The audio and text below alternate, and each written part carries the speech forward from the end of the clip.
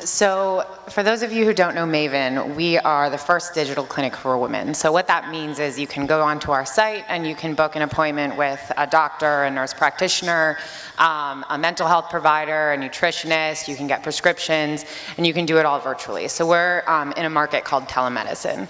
I started the business 3 years ago. Well, I started thinking about the business 3 years ago. I was working in venture capital. I was covering a lot of digital health investments, and it was right around the time when digital health as a market was really starting to attract a lot of capital and to, attract a lot of great talent, starting businesses.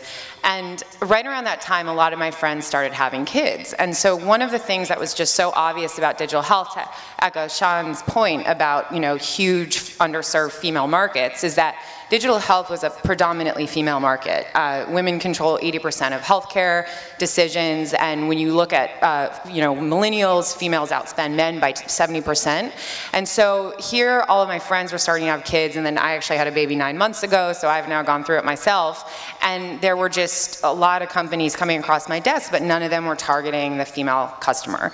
So one of the first things I thought was, okay, here's a great and much needed business, and something that I also could marry the next 10 years of my life to.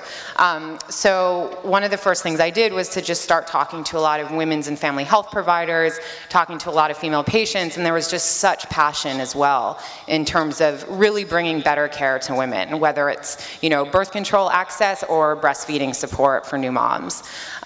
So when we launched to the consumer market 2 years ago, April 2015, we had raised a little over $2 million of seed funding to do that. And healthcare is a little bit of a different industry than a lot of others because there is so much regulation, and you really do have to invest in building out the right infrastructure so that as you eventually, move towards the B2B revenue, and just to borrow my friend's line in terms of what makes great healthcare businesses, you need consumer quality products. You need to kind of play around in the consumer market for a bit, but then you need enterprise grade revenues. So we're now, selling into companies, and we're selling, we have B2B revenue coming into the business.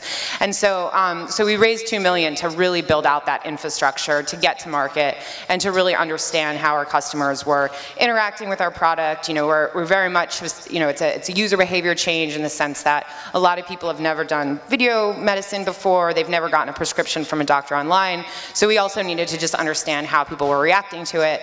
And so then once we started to see our marketplace take off on the consumer side, and we started to talk to companies just asking, okay, what are some of the pain points that we can solve for you with a network of women's and family health providers? And so what we really heard is that maternity and postpartum is typically the #1 healthcare cost for a lot of Fortune 100. So just to give you an idea, with Google, Google maternity is their top healthcare spend by 3x any other healthcare spend. So it could be 7 to 12% of a healthcare budget. And so what all of these companies were saying is, we really don't have any options to give our employees when it comes to great products in maternity care, which I think, you can look at the offline market too and make the same case. And so what we did is leveraged our telemedicine network and built an entire maternity management program. It's 15 months, 9 months of pregnancy, 6 months of postpartum, and we started to sell that into companies.